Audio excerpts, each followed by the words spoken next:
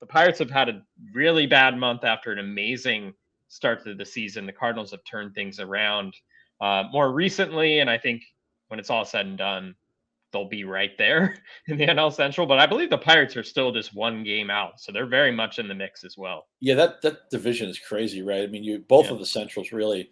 If I'm looking at the NL Central standings right now, Pittsburgh's is just one game out. Top to bottom, there's only 4.5 games separating the first place Brewers from the last place Cardinals. Yeah. And the Brewers are the only team over 500, and they're a whopping 28-26. And the AL Central is very similar, where Minnesota, despite being just 28-27, they're in first place. And Detroit, Cleveland, and Chicago can all tell themselves a story. They're all in the race. The White Sox, as bad as their season has been, they're only 6 games out.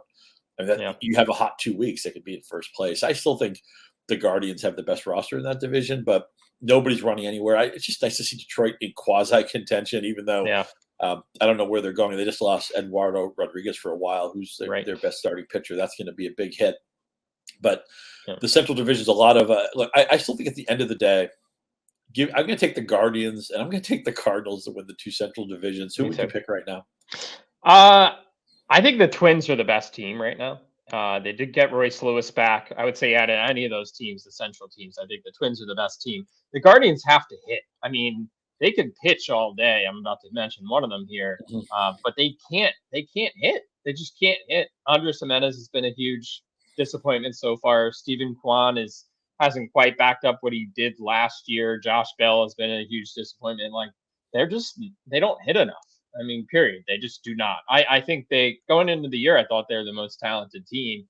But what the Twins have done with their pitching, adding Louis Barlin to the mix here, Royce Lewis is back, another comeback type of player we mentioned in one of our recent episodes.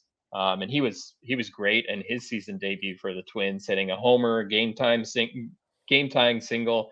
He should be rostered everywhere, but I think the Twins have more juice. You may be right on that. I guess maybe I had underestimated. Cleveland scored 188 runs.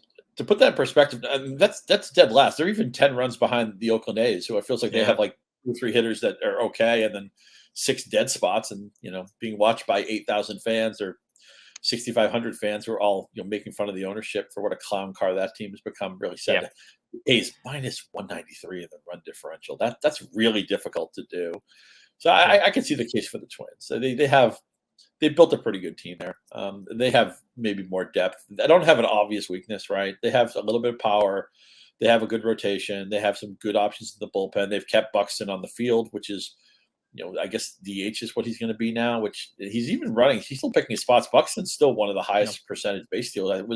Was it the highest percentage base stealer of all time when we talked about that? Yes, last week. Yeah.